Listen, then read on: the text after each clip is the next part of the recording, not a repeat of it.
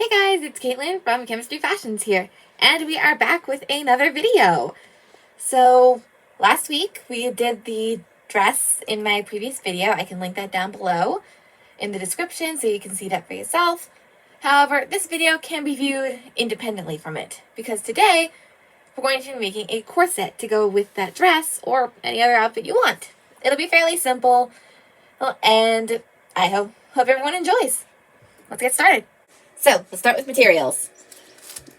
Pretty much same basics as last time. Fabric, thread, all that. But, because this is a corset, we do have some extra pieces to add. First of all, boning.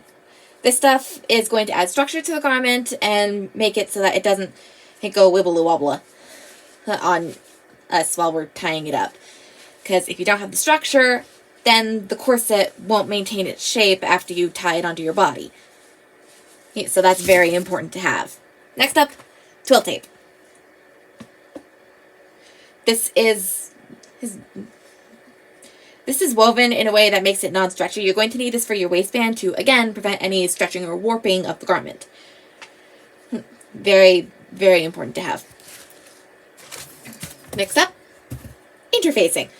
Interfacing comes in quite a lot of different forms in the fashion industry today. I usually go with fusible interfacing because that's a lot less pain in the butt to insert. Because literally just cut out your pattern piece, slap it on, and iron, done. And again, interfacing adds structure to the garment. This is something very important with corsets. They need structure. And then an optional thing, if you happen to have the materials for it, is a structured fabric or even muslin, which is something a lot of designers use to make mock-ups.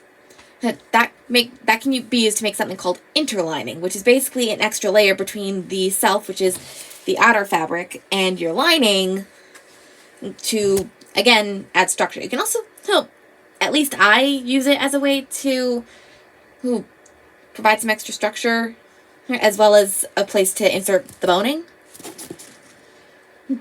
because that just makes it a lot easier. Dog. And then some tools. You're also going to need these grommets. They are where you will lace through your ribbon to tie the garment and keep it on your body, because no point in a garment that won't stay on your body. And then you'll need either an awl or a hole punch. As just the hole punch to make the holes for your garments to go through. We've been over this, sweetie. Love without licks. Yes, you're adorable.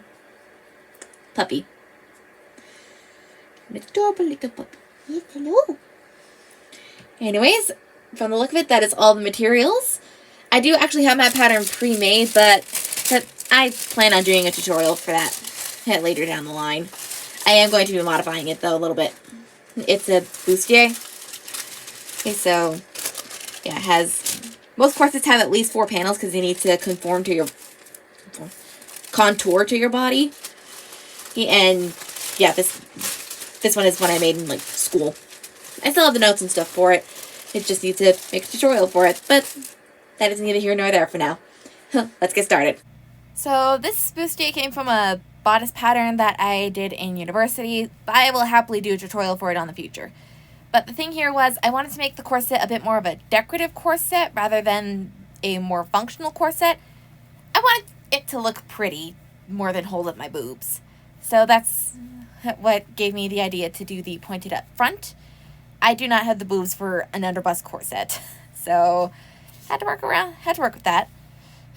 And yeah, cutting out the patterns, I just used some black bridal satin because black is a very good neutral color and I like how it looks.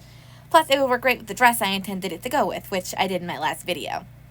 And then, of course, cutting out the interfacing to add structure and all that. So, we got all the pattern pieces cut out, we got the interfacing cut out, we got the lining layers cut out, I even cut out the twill tape, where the hell did... Nope, that's... got the twill tape out. Everything is ready, so I'm going to go fuse the interfacing, and then I am going to be right back, probably tomorrow, because my iPad is about to die, and that's what I'm recording on. And we are back. I've got the These are not the self pieces. That's a lining piece. He's fused to his self. So, interface piece.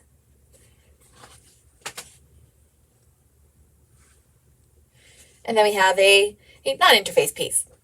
See? A lot floppier.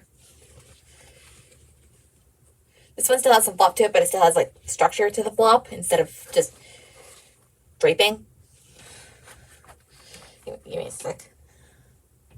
See?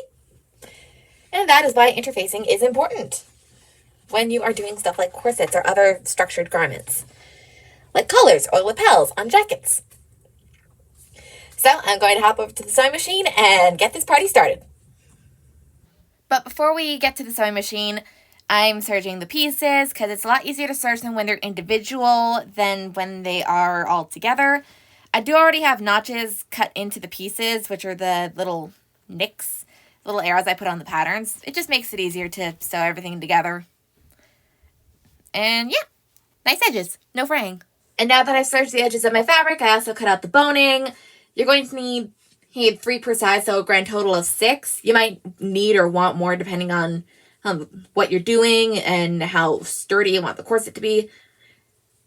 As I mentioned earlier, this is probably going to be more of a decorative corset rather than actually functional because it is an underbust corset and I do not have the boobs for that. Yeah. Also, little known fact about corsets, they're not the suffocating restrictive devices that they're depicted as in Hollywood. They were actually the old version of bras before bras were actually a thing. They were used to lift, compress, and otherwise contain women's breasts. While yes, they could be used to slim, they didn't really actually tighten them down to the point that women were suffocating. That is a dramatization by Hollywood. And yeah, a little bit of corset history and why there's a stigma against them. If you wear a corset right, it's actually really good for you. Of course, don't wear it 24/7, all that stuff. There are the risks that are provided to it, but not as bad as depicted in modern media. Sewing time! Now that we're officially sewing, I just sewed the 7 panels together. I forgot that the front was cut on the fold. And all in all, that was pretty simple. The pieces fit together very, very nicely. Yeah, and the interfacing provided extra structure to prevent difficulties with the sewing machine. I did forget to serge one of the edges. And then came putting in the twill tape to reinforce the waist, to make sure that it didn't stretch or warp while I was tightening it. For which I did a stitch in the ditch, which is where you literally stitch in the small area where a seam already is. It is a very delicate process, so yeah, very important to do that very carefully. And then I attached the boning using my zipper foot to the lining pieces, so then it looked nicer from the outside, and me mucking up the boning wouldn't be as obvious unless you actually looked at the inside. I have a worry about that. I could just take the boning out of the casing, but I didn't think to do that until it was already attached, so... Also, I would highly recommend putting bits of fabric on the ends of your boning so you're not getting stabbed. Pro tip! So I've gotten both halves of the corset ready. Here's the boned lining. Yeah. The boning on the back here is to reinforce, like, when I tighten it. Like so. And thus prevent any problems with this area stretching, because the grommets are going to be between the boning here. At least that's the plan. Assuming all goes well. Let's hope it does, because otherwise I'm going to feel kind of dumb. I might also add some boning to the middle here, just for extra security. We'll see. So, Genius Me forgot to actually turn on my camera for the upper or bottom half of the bodice. I can't remember which. Either way, half of this wasn't actually recorded. But, yeah, I just attached the lining and then closed one side and then only partially closed the other. Right before I actually ended up just sticking my arm through and pulling it out. When the garment has boning in it, it's a lot more difficult to pull everything through to get it right side out. But I got it in the end. Got some small holes, but I will fix those. And let's move forward. covered in thread. They have this thread all over my boobs. Anyway, corset pre-grommets and pre-pressing, so it's gonna look a little wonky. But once I press, and here we go. Look at that. It's perfect. It's perfect. I love it. I'm going to finish patching up those holes, and then I'm going to get the grommets in. So the tools you're going to need for inserting the grommets is obviously the grommets. You can buy these in like 14-piece packages at least at your average fabric store. So I just did a quick little bit of running, so I might be a little out of breath. And lifting, don't forget lifting. Other thing you're going to need is a grommet press. If you don't have one of those, then one of these suckers will work. Sort of. Just a little pair of grommet pliers. I don't really know how efficient these are. You're also going to need an awl. There we go. Awl is very important. Very important. I feel like this will help, but I don't know for sure. Like I said earlier in the video, I'd actually recommend getting a single hole punch, because that'll just be more effective in general. Because awls don't like to make particularly large holes, and they're usually designed to push the fabric aside instead of actually cut it. Which ain't exactly handy when you're shoving these things into them. Also, make sure to read the instructions on your grommets, because otherwise you're going to face some problems. Yeah.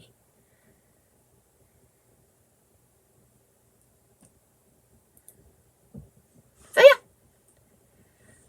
just gonna get you started, because I will likely struggle with this process, and I don't really want to watch you guys struggle. I don't really want you guys to watch me struggle for like 5 solid minutes for a single grommet on camera. I will come back to you once I have the grommets in. Also, you're going to need something to, before I go, you're going to need something to whack the grommets with so they actually stay in place, because they don't like to do that unless you smack them really hard. I'm just going to use the butt of my awl. I did have a hammer in here somewhere. I don't know where it went. Probably back in the garage. So, yeah. Moving on. One good thing about grommets is that you can actually work out quite a bit of pent aggression on them. You're usually the source of the aggression, but it's still a good way to de-stress when they've already stressed you out. I should probably get these onto a more sturdy surface. But another little note to make, most grommet packages will come with this little tool. That's what you use to whack them in. And yeah, just get large, blunt object. Smack, smack, smack. Don't get a breakable one, because you will break it. This is metal. Et voila! You will have grommets in place. And we're back on yet another day. And I'm just lacing in the ribbons in the corset. As you can see, I got the grommets in. One thing you'll need to do after you stab it with the awl is actually trim like little notches into that hole with the scissors so the grommets actually go through.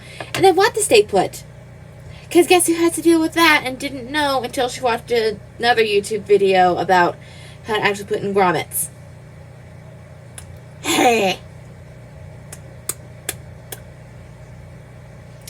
So yeah, I'll be right back with the corset on. Okay, so first things first. I love this. One of my grommets came off, unfortunately, so I'm going to have to do some fix rating on that. But yeah, I'm feeling myself in this thing. Give me a second, I'm going to tighten it a little more. Here, because, like, you can tighten these as much as you want. And, like, whew, hot damn. Like, this fits pretty okay. Because, like, the thing with corsets, you are meant to wear something underneath them, and they're supposed to be a little small on your body as a whole, but, like, yeah, I can breathe in this thing, and my waist is snatched, as we like to say. Like, woo!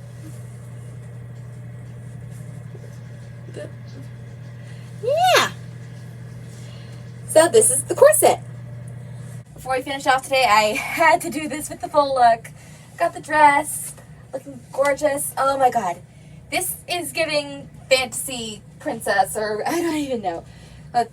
definitely giving fantasy vibes for me, and that is the vibe I wanted to go with, because, oh my god, they are immaculate. Like, look at this! Look at this! Do you or do you not feel bonita? I feel bonita! So bonita! I feel myself in this, and oh my gosh. Oh my gosh. Thank you everyone so much for watching this video. I hope you enjoyed, and I would love to hear about your experience if you decide to make something similar to this, or you have made something similar to this. Yeah. And if you like this video, likes and subscribes would be appreciated for more content and such. And I will see you all in the next video. Thank you for watching.